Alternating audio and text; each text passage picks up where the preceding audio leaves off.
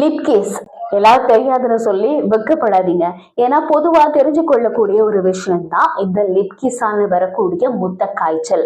வாயோடு வாயாக எச்சில் மூலம் பரவக்கூடிய முத்த காய்ச்சல் பற்றி தான் இந்த வீடியோல பார்க்க போறோம். இப்படியான ஒரு விஷயம் இருக்கு அப்படின்னு சொல்லி கண்டிப்பா எல்லாருக்குமே தெரிஞ்சிருக்காது. பிக் பாஸ்ல தான் இந்த மருத்துவ முத்தம் பற்றி கேள்விப்பட்டிருப்பீங்க. ஆனா முத்த காய்ச்சல் உண்மையாகவே இருக்கு, மருத்துவ ரீதியாக நிரூபிக்கப்பட்டிருக்கு அப்படின்றது உங்களுக்கு தெரியுமா? பிரிட்டனை சேர்ந்த நெவி அப்படின்ற 22 வயதான பெண் தன்னோட பட்டப்படிப்பை முடிச்சுட்டாங்க. ஃப்ரெண்ட்ஸோட சேர்ந்து இதை செலிப்ரேட் பண்ணணும் அப்படின்றதுக்காக ஈவினிங் டைம் தன்னோட ஃப்ரெண்ட்ஸோட சேர்ந்து ஒரு பாருக்கு பார்ட்டி பண்றதுக்காக போயிருக்கிறாங்க. அங்க யாருமே தெரியாத ஒரு நபரோட சேர்ந்து என்ஜாய் பண்ணிருக்கிறாங்க, கிஸ் பண்ணிருக்கிறாங்க.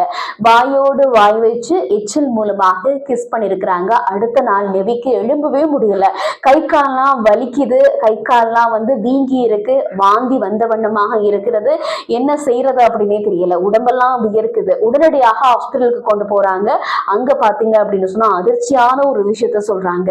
அதாவது கிளாண்டுலர் ஃபீவர் அப்படின்னு சொல்லக்கூடிய சுரப்பி காய்ச்சல் அவரை தாக்கி இருக்கிறதாக மருத்துவர்கள் சொல்லியிருக்கிறாங்க.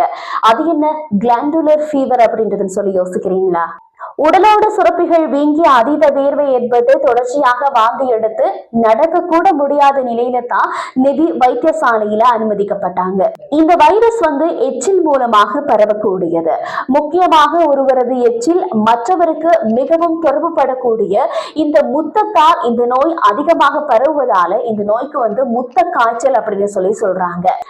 இந்த முத்த காய்ச்சல் இப்ப இருக்கக்கூடிய ஜெனரேஷன்ஸ் கிட்ட, அதாவது இளம் வயதினர்கிட்ட அதிகமாக பரவி வரதாக சொல்லப்படுகிறது. அதனால எல்லாருமே இனி கொஞ்சம் கவனமாவே இருங்க.